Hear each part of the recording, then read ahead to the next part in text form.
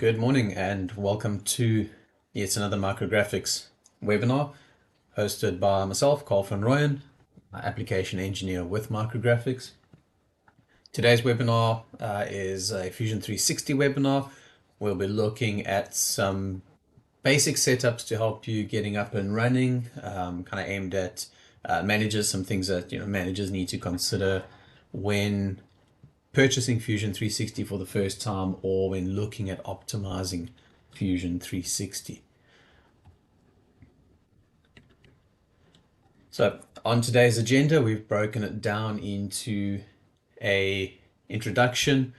We'll have a look at post-processor and machine libraries, having a look at getting Fusion up and running with your post-processor for your machine, and if you wish, having a look at the machine library for loading machine configurations and machines for simulation. We'll move on to tool libraries, look at a couple of things within the tool library to help manage the tool library. We won't be going into too much detail with those libraries. I do have a webinar that was done previously that focused specifically on libraries. And we'll have a look at default expressions, basically being able to use expressions within dialog boxes to help automate the setting up of things like step overs, step downs, or tool engagement, some options that would be potentially customizable or sort of programmable within the operations. Then we'll have a look at template library with creating templates of operations to be able to create new jobs quickly using existing templates. Then we'll have a look at what I like to call model setup templates. And this would be a template that has a predefined vice and stock and parallels within it that you're then able to drive with parameters to adjust the size of the parallels, the stock, the opening of the vice. And this allows you to create or start a component quite quickly and easily with work holding included. We'll then have a summary and then close off with Q&A. Sorry, I see that it's switched here, but we'll finish off with a summary and then a Q&A where we'll open up for any questions. Feel free to drop any questions in the live chat. I will keep an eye on the live chat as best as possible while going through, and we'll answer those questions as I see them coming up in the live chat. We'll also have a couple of demos in here, so not going to be very PowerPoint intensive, rather going to be in the product, showing it to you live within the product. So moving on to the introduction, as mentioned with this Fusion 360, this webinar is aimed at getting you up and running with the things like the libraries, post-processors, tools, getting you set up so that once you start programming, it's a lot quicker and easier to then program your first component or continue on programming components.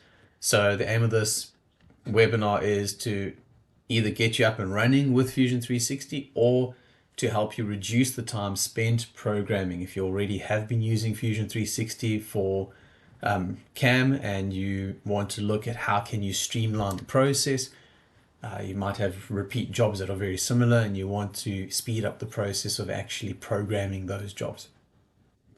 And so there, we're going to look at how can we reduce time spent programming through the use of templates and what are the sort of advantages of that. And at the end of the day, this will also allow you to increase the user confidence, whether it's yourself or the programmer that is going through the whole steps of creating all the toolpaths.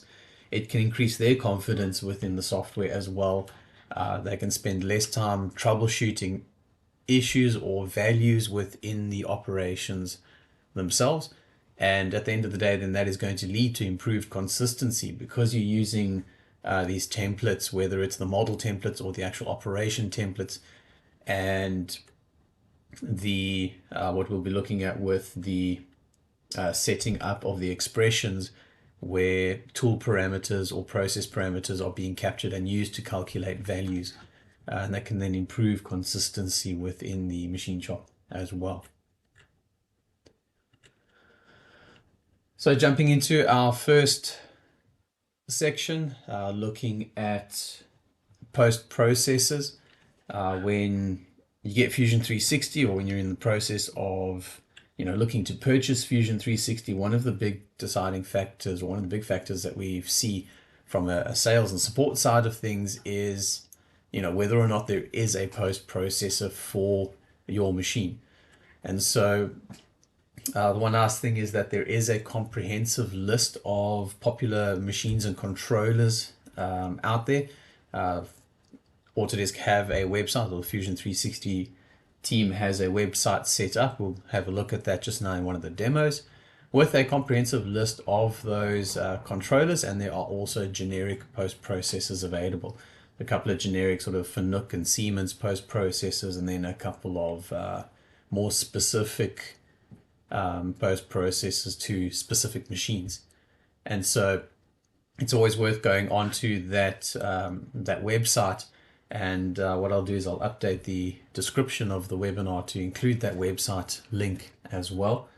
And you would then be able to go onto the website and have a look through what post processors are available.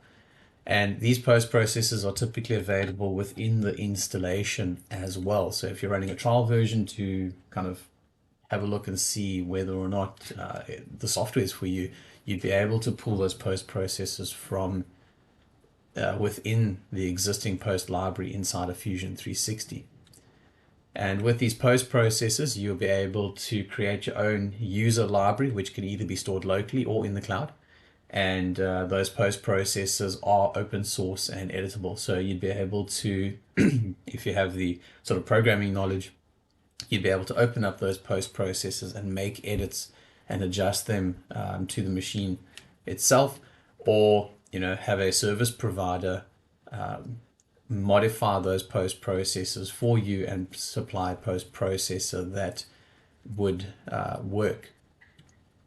So from a post processor perspective, there is a range, and I find that there are a lot of post processors for machines that are popular in the American and European markets. And so, if you have a sort of a more mainstream machine, chances are that you will find a post processor for that. On the right hand side here, there are a couple of examples that I just pulled off of the website. So just to give you an idea of sort of the spread of available post processors, that is a very small selection of what is actually up on the website. Then from post processors, we can move over to the machine library. And the machine library, put in the headline there, optional. You don't have to have a machine set up and configured, or your machine set up and configured in Fusion 360. It does just assist with machine simulation. So you'd be able to get the machine and run machine simulation of your actual part being cut. Now, this at the moment is limited only to milling machines. So you'll have the milling machines anywhere up to your 5-axis machines that can be configured to run for that machine simulation.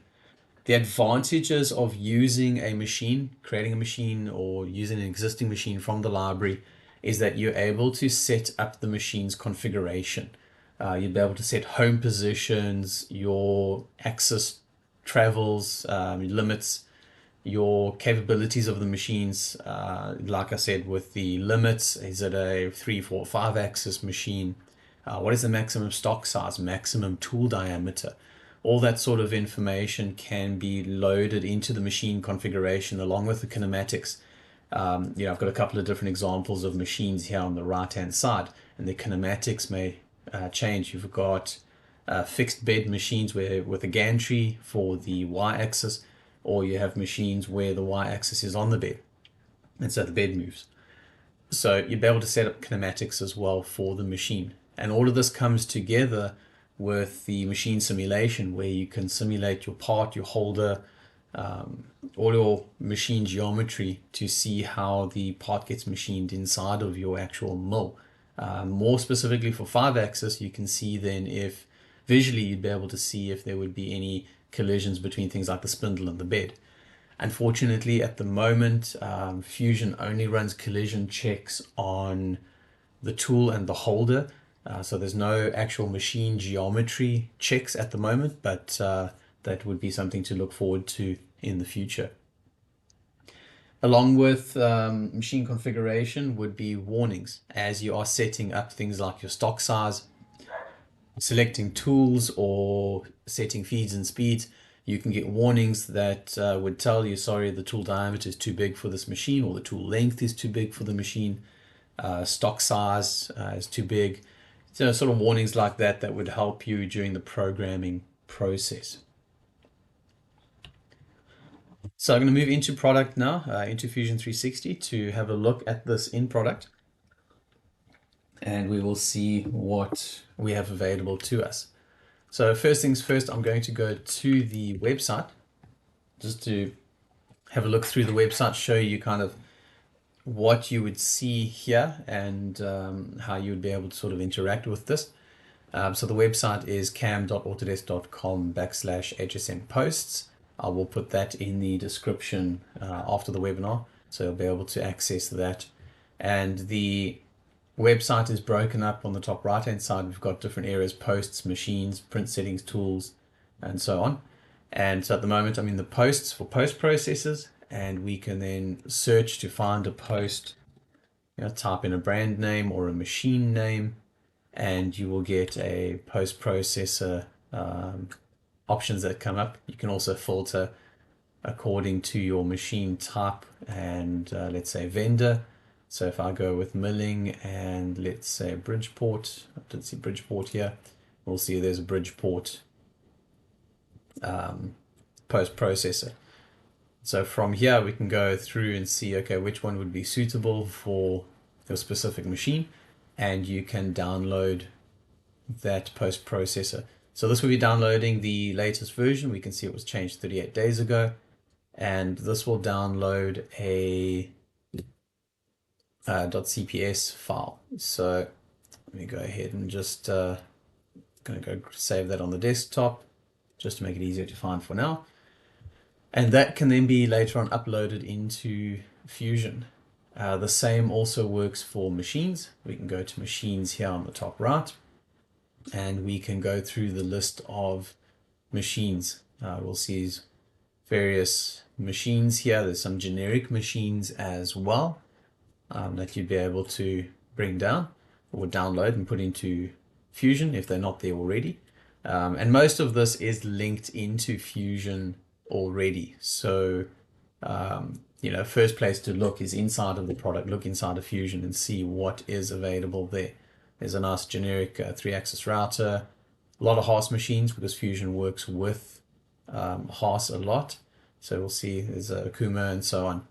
A couple of other machines like there's 3D printing machines in here as well, just to help with sort of 3D printing processes. And so you can grab a machine and download a machine from the machine library here as well. However, I would say it's probably best to go in product and inside of Fusion, go to the manufacturer workspace. And in the manufacturer workspace on the manage tab, on the manage panel, you'll be able to access the different libraries. So having a look at the post library, bring that onto the main screen, we'll see that there is a Fusion 360 library that has your post processors listed there. You can go through the list on the right hand side, you can filter and you can find what you are looking for. So let me have a look, see if I can find a Bridgeport, that Bridgeport here, if it's already here. So Bridgeport, there it is. And so there's the Bridgeport posts here already. So you could copy this post, place it into a cloud post, a cloud library or a local library. I'm just going to go ahead and put this into a local library. And so Did I not copy it? Get back to that one.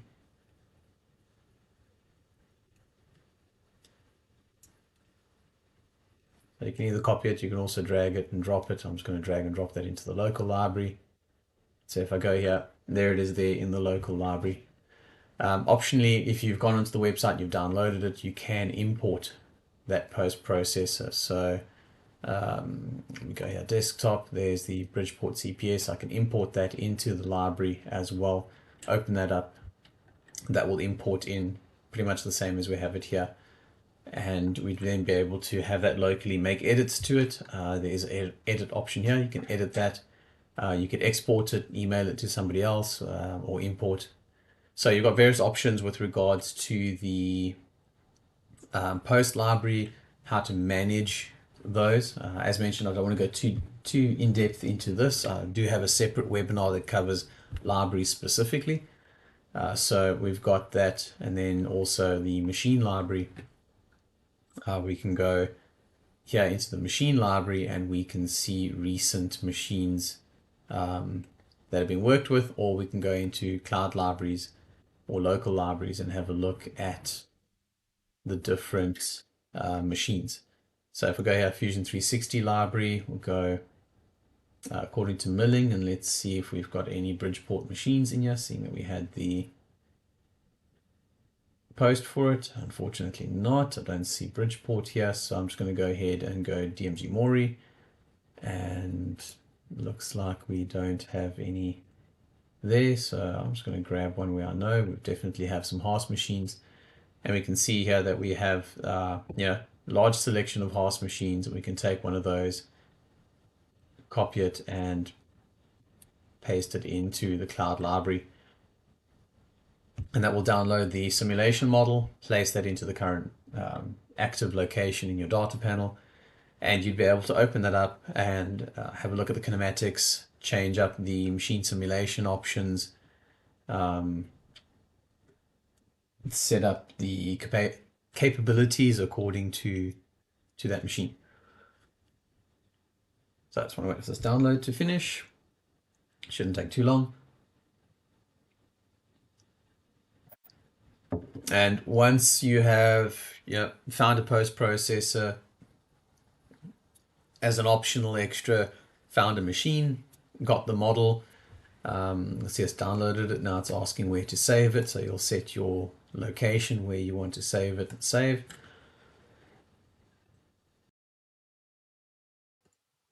And that machine will then be available for you to modify as required. Once you've got that, you can then move on to the tool library. Now in this case, the Haas machine that I've downloaded has a machine connector tool, which allows Fusion to have a live connection to the actual machine itself. For now, I'm not going to do that. I'm going to say no.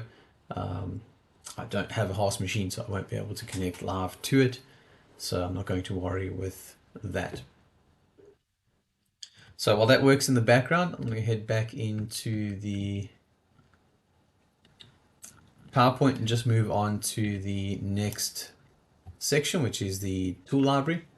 And pretty much like your post processor library or your machine library, there is a tool library with existing samples. So you can go inside of Fusion 360, you can download those existing, or use those existing samples, copy them, put them into your local or cloud-based library for storage. I always suggest using the cloud library because it's easier to access. No matter where you log into Fusion, you'll have access to that cloud library. Or if your computer crashes or is stolen, then your cloud library is still available because it's stored on the cloud. Local libraries will go with the computer. If a hard drive crashes, your local library is lost. I have some customers that like to just take their cloud library and once a week just export it to a file they save on their server, and so they have a backup in case something happens with the cloud drive. I suppose people still need to build up some confidence in cloud storage. But typically very few issues with storing on the cloud. I can't remember when last Fusion had any issues with their sort of cloud-based libraries. They're also downloadable tools, so there are a couple of tool sort of catalogs, if I can put it that way, available for download. On the right-hand side, just a couple of examples of the available tool libraries within Fusion 360. So you can also download those libraries, load it into Fusion, and then select tools from that. The tool library allows you to obviously capture tool geometry and create cutting profiles, which I think is a great bonus for this. You can take a single tool and you can create multiple profiles for that tool. So you can change the feeds and speeds. You can even set a standard step down and step over for that profile that you create. And so what I'm going to do is I'm going to go into a demo to show this within Fusion, and we can see how those profiles work for the tool setup. I think it's a very big time saver, coming back around to the intro that I gave in saving time and sort of building confidence as well from a programmer's perspective. Before we do move into that though, I just want to talk about default expressions. And this is once again a very big time saver. It allows for the streamline of user input. A lot of tools from the manufacturer, they would specify if it's a specific type of cutting, if you're cutting with a flat bottom, end milling or side milling, there would be certain parameters for that milling and for the material that you're milling. So within the operation dialog boxes, you're able to set or use expressions to set things like your step over or your optimum load, things like step downs as well. Feeds and speeds, that can all be adjusted using expressions within the input dialog boxes. And so this can reduce the amount of input required by a programmer. They can pick a tool size and your step over can be calculated according to the tool size.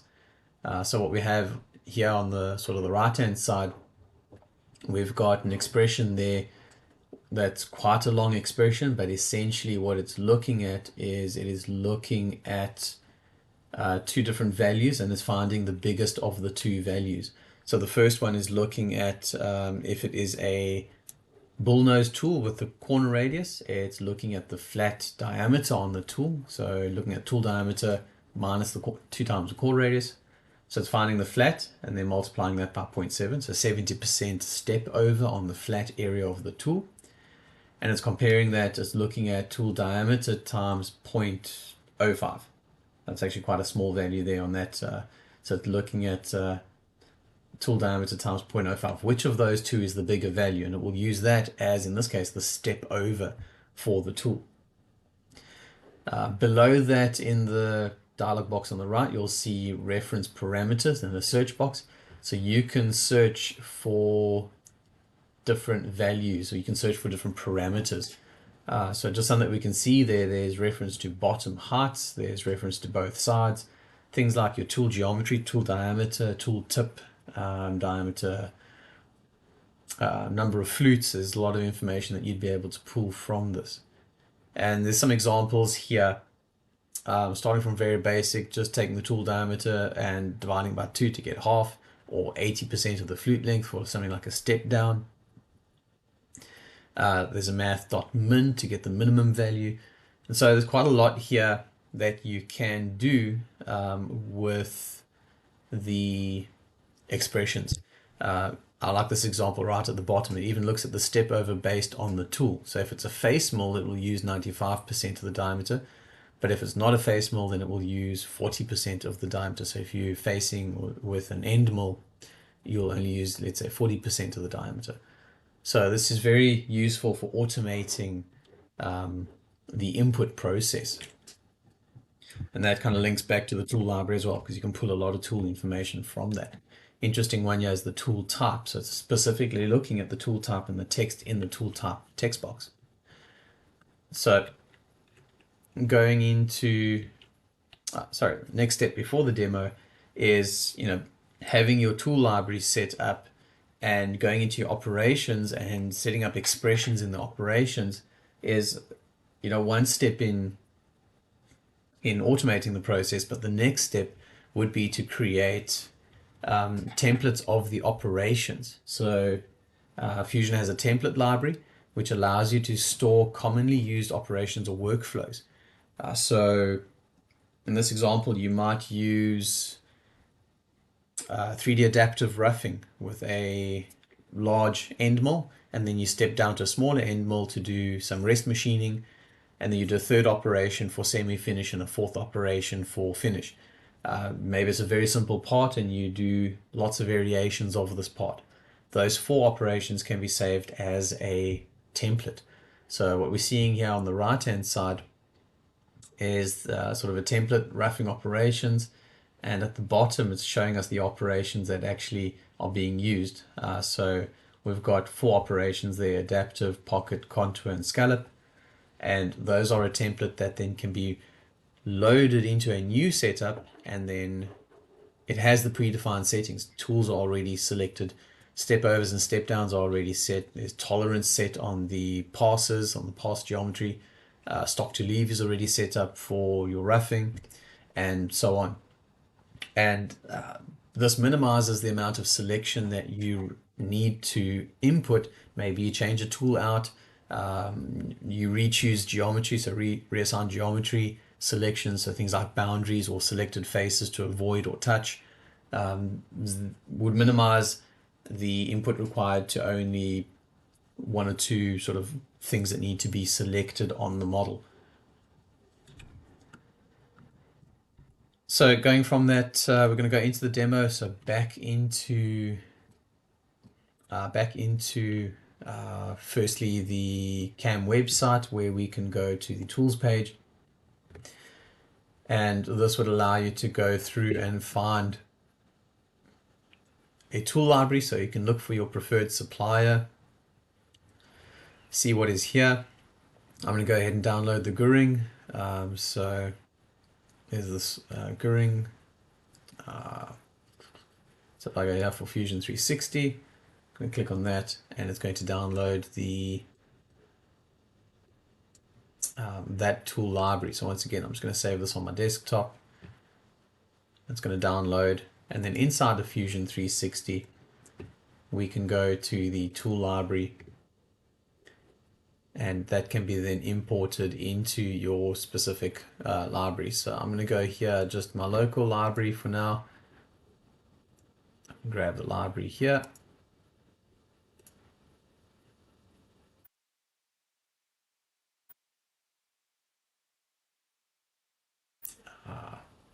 Sorry, excuse me here.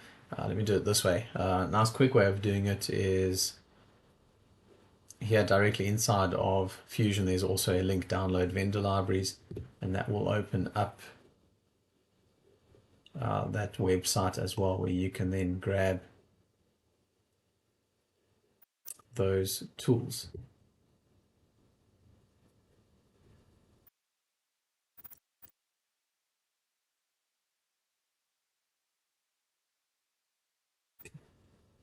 Okay, so excuse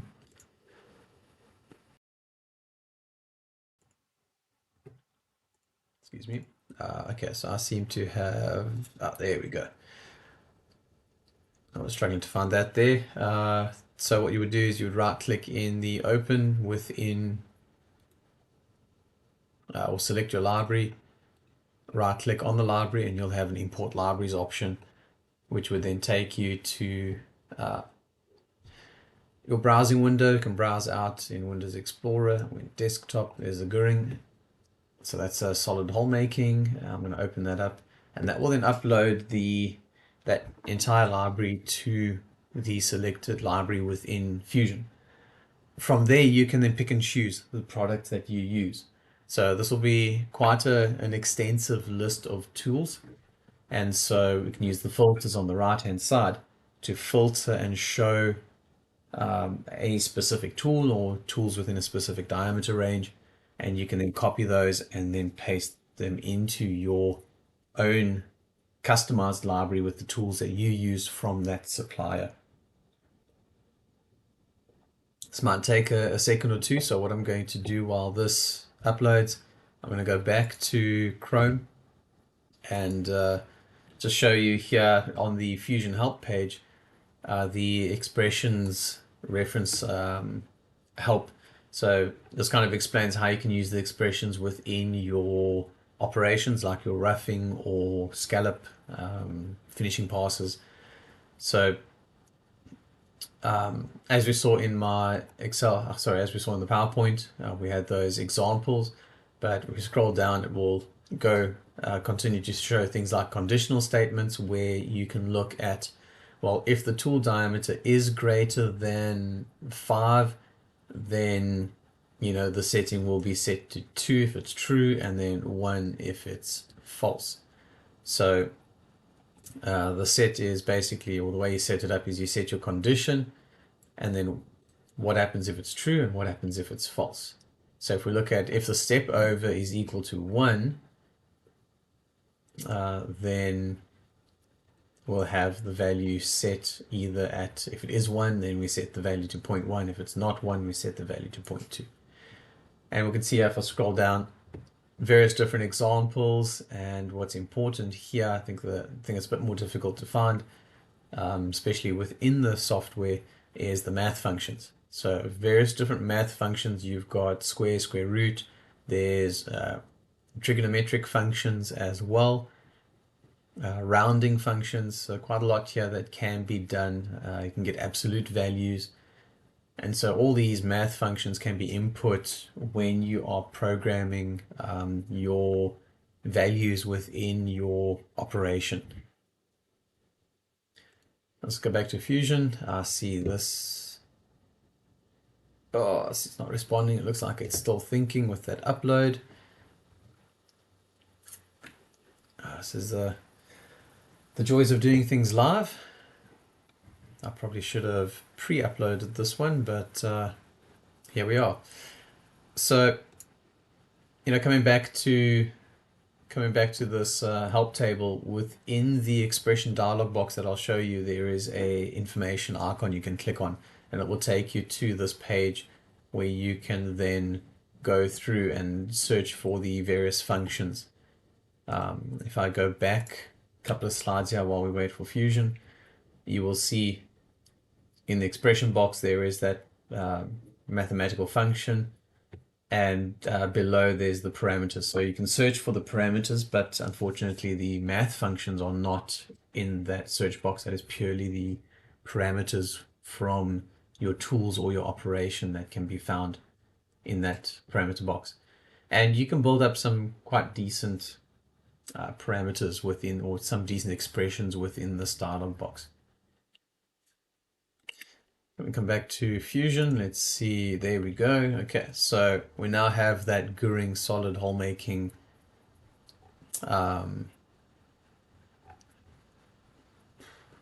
library uploaded, and I see I've got an uploaded. This is a imperial, so we've got all the sizing here in inches. You would go through, find the ones that you use, and you can essentially copy that tool and you can paste it into your own library and build up your own library. Now, one thing I do like about this is that there's a decent amount of information built into each of these tools. So if we edit the tool, we'll see a nice comprehensive description. There's product ID and product link as well. All your cutter information, and shaft information, holder information. And see, in this case, there's no holder selected, pre-selected, so you would be able to go through and find your own holder and select that holder to add to the tool.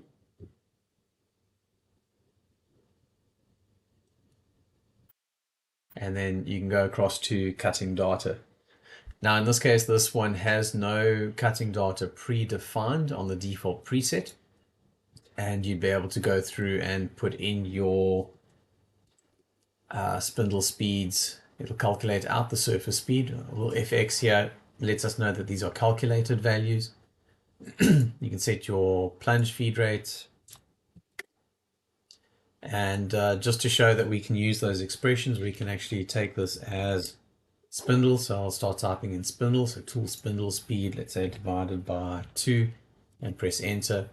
And let's go, that's divided by 2 UL for unitless.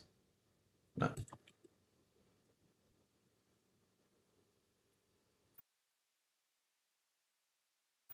Okay, so this one's at inch per minute. Okay, so I'm going to go feed per revolution here. Okay, so we'll need to do a conversion. Sorry, I didn't pay attention to that. Feed rate option there is wanting it in inch per minute, not RPM.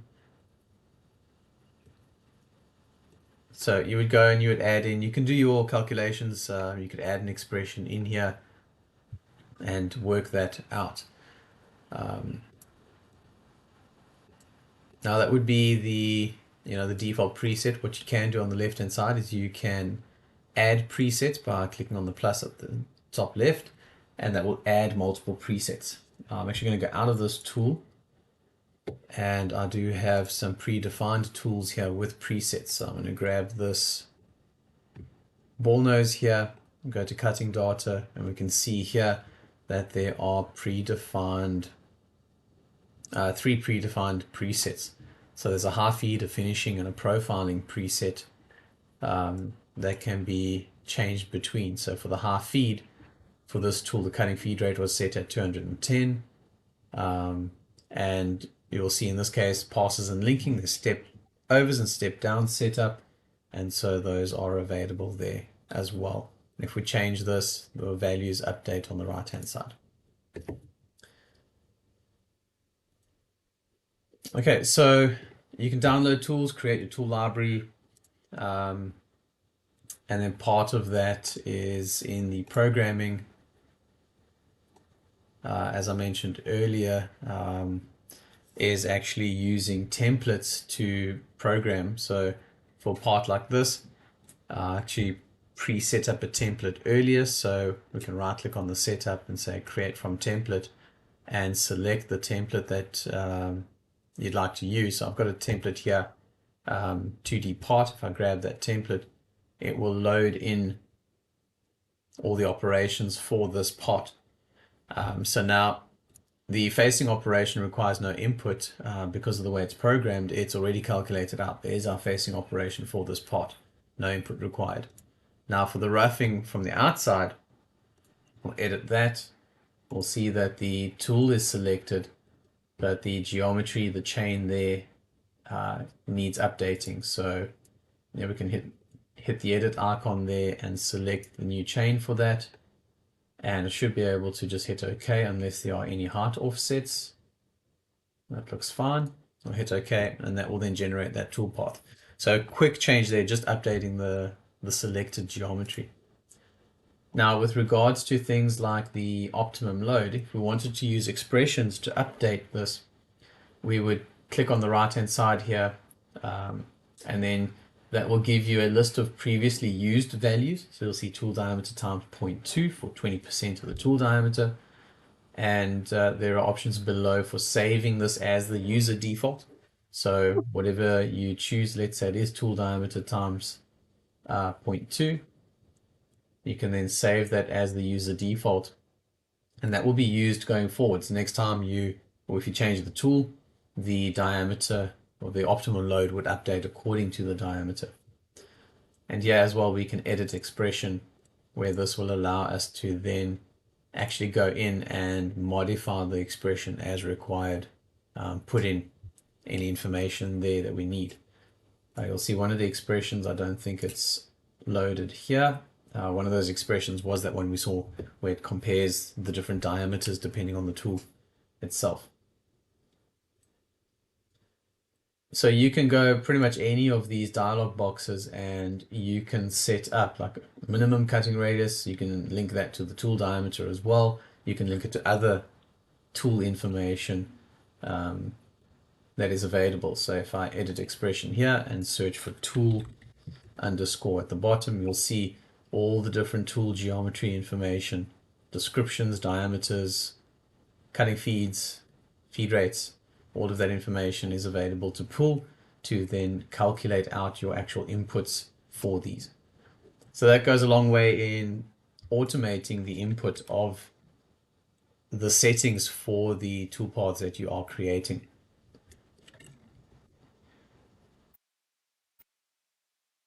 Okay, so I'm going to move back to the presentation now, and we're going to look at the last section, which is setting up the actual model templates. So in this case, what we're going to do is we're going to look at making use of a model that already has work holding in it, that includes pre-drawn stock, and it is parameter driven. And this allows you to update the parameters to set things like your stock size, which can automatically set the opening of the vise, the gap between the vise, and also things like parallels. It would allow you to set up parallels within the vise as well. So I've got two examples for this. I'm going to keep it quick on both just to show you those examples. The first one is what we see on screen here is the Lang vase. This is actually something that was pulled from the samples database. So in the data panel on the left, if you go into CAM samples, there is a work holding folder, and I pulled out from the Lang, was it the macro grip, pulled out one of the vase from the macro grip folder, as well as a base from the 0 point folder, and created an assembly with both of those. And then from that assembly, should I say, these parts that came out from these assemblies that came out from the samples are preloaded with parameters. And you'll find that some of the samples are already set up with parameters, and some of them need the parameters added in. So if I just try to organize the screen here a little bit better, go ahead and do that, we can see that the Lang vase came already set up with stock width, depth, and thickness values.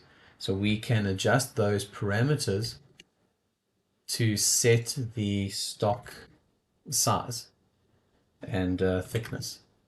And so that will adjust the stock. We can even shift the stock over left or right. So if I want to go to the left side of the vase, I might need to measure that distance there and then set a value.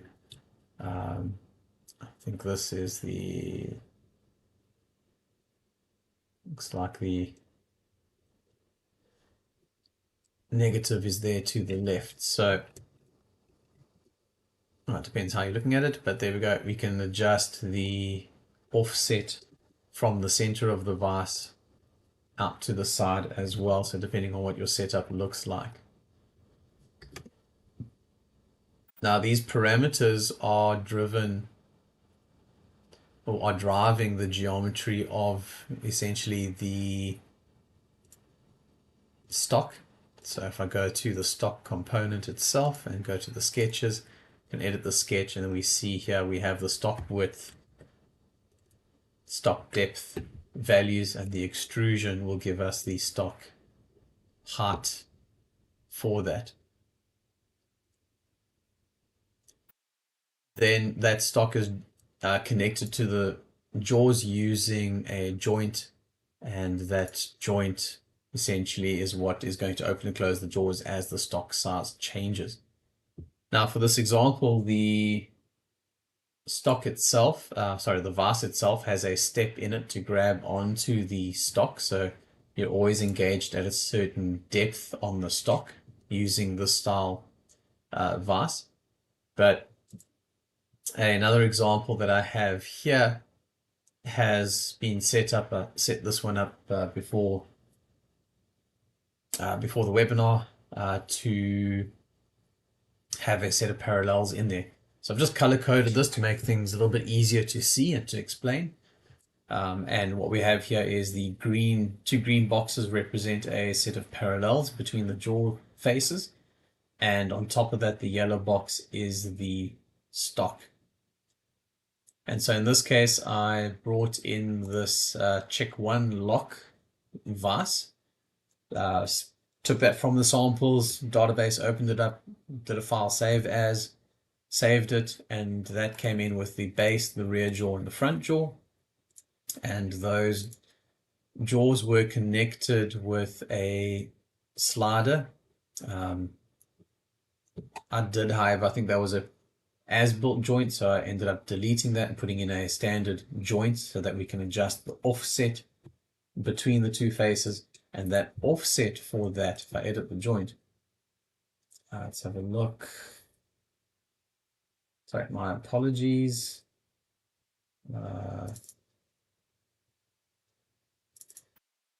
To the rigid, find where I put that offset in again.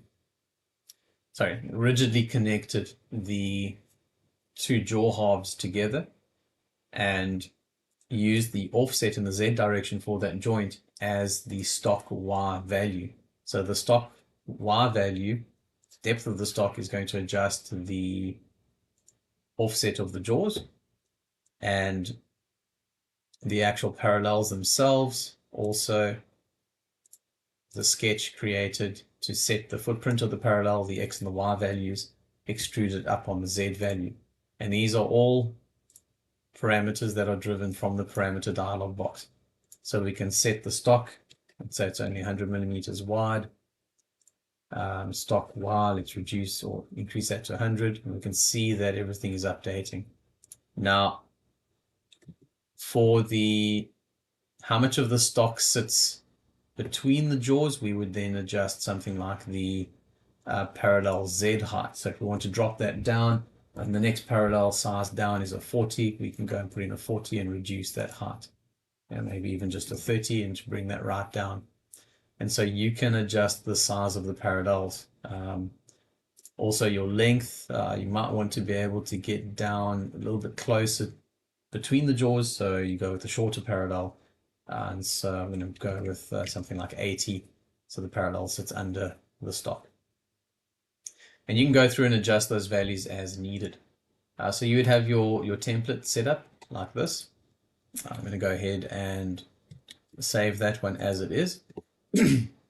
And the way you would use this template would allow you to quite quickly and easily get running with the part. So coming back to this component here, I've already got the component. I might have already started programming it, but what we'd be able to do here is pull in that template. So I will go grab that template. That was the check one lock. I'm going to drag and drop that into the assembly here. Okay, I'm just going to move it out the way and rotate it at 90 degrees. And first things first, I'm going to just make sure that this body is, well, that body will be grounded. It's not a component, so that body can't move. And so what we'll do here, unfortunately, because that body is a body, we can't use a joint to connect the two together. So I will take that body and actually promote that up, create a component from that body. And so this I'll call the part, and we'll ground it so it doesn't move. And then the vase itself, before doing anything with the vase, it would be important to break that link. By breaking the link to the original, we can adjust the values of the parameters without messing up the original template or changing where else this vase might have been used. So I'm going to add a joint here between the center of the stock and the top center of the part. And so you'll see that the stock has moved, and I'm just going to do a quick check here. There we go. So that stock has moved, brought the vase down, one thing to be sure of is that all the joints and everything is correct on your template so that you don't have to create a rigid group on it. And then the part is centered in the stock. Now you can go in and adjust the values of the offsets on the joint. What I'd like to do is maybe have a millimeter of clearance on the Z. So I'll go and add that millimeter in there. See, for some reason this has reverted back to inches. So I'm just going to quickly change that, millimeters.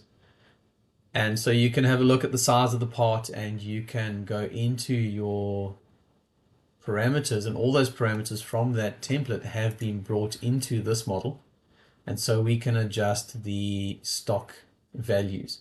So stock X, we need to go bigger and make that 120. That's probably a little bit too much. 105. Stock Y, make that, let's see, 50 is good. Stock in the Z, 30 is a little bit too much, so we can adjust there. Let's say, I think we'll be good with 20 here. And then we can adjust the height of the parallel. So that will now move everything else downwards. And so here it looks like I'll need to go with a bit more stock to get clearance there correctly. So I'll go with that.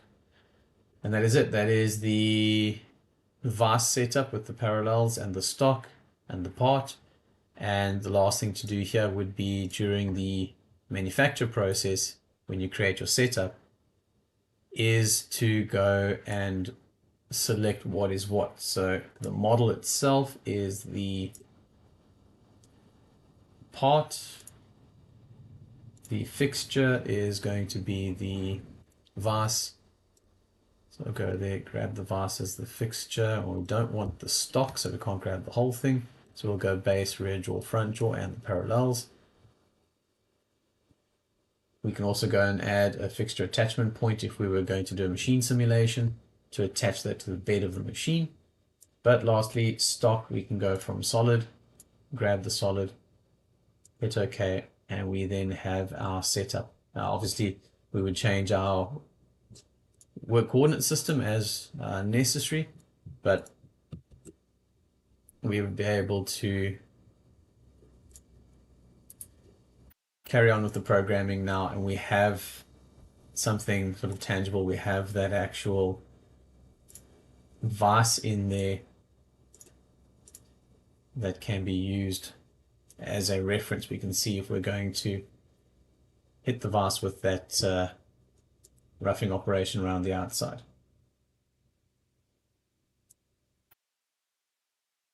Okay, so templates like this, very useful, being able to grab samples out of the samples section in the data panel. Some of the samples have parameters already, makes life easier. If not, you can download a model or redraw the vase that you have, and build the parameters into your template. Makes it a lot quicker and easier to then have work holding in your actual program that you create to assist with sort of the simulation aspect of things. Okay, I'm going to head back to our summary. So a very quick summary here. We looked at being able to organize your assets, things like your post processes, machines, and tools. That makes it a lot easier to find it, saves time on searching through long lists of information. Which post processor were we using? Where were the tools that we were using? It's all organized in the libraries. We looked at how to improve the programming, improve the ease of programming by being able to set up default expressions that come through automatically, so that you have sort of confidence of knowing, okay, these settings are correct, they're set up as per required. And that also speeds up the programming process, having those expressions there. Once again, also the templates. Those templates help that speed up the programming process. You don't have to remember what are the steps required for certain types of components. It also keeps the output consistent because you're working to those templates and those default expressions.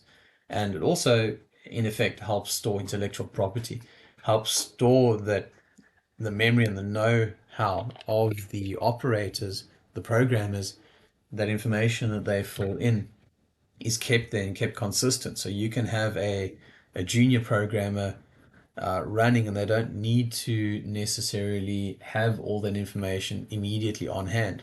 They can have those default expressions and templates as a reference to work from.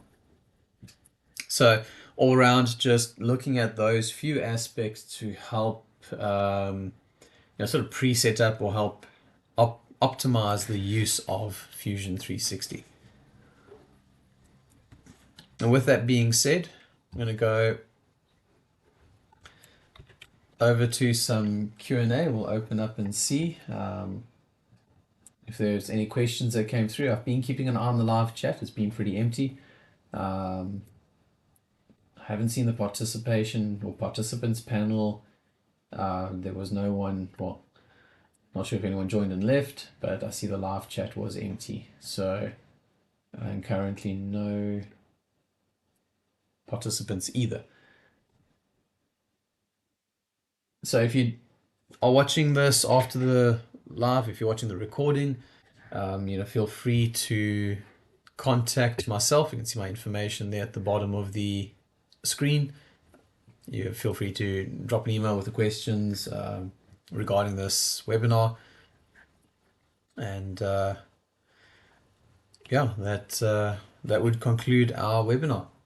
Thank you very much. This was a webinar brought to you by Autodesk and Micrographics.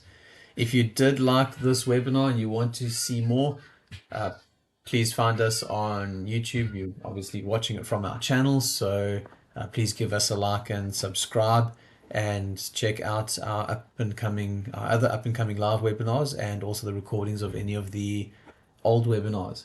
You might find something useful. As mentioned earlier, I have done a couple of other webinars that would link in with this sort of setup of Fusion, one of them being specifically on the libraries. I will update the description to show links to those webinars as well. Once again, thank you very much and enjoy the rest of your day.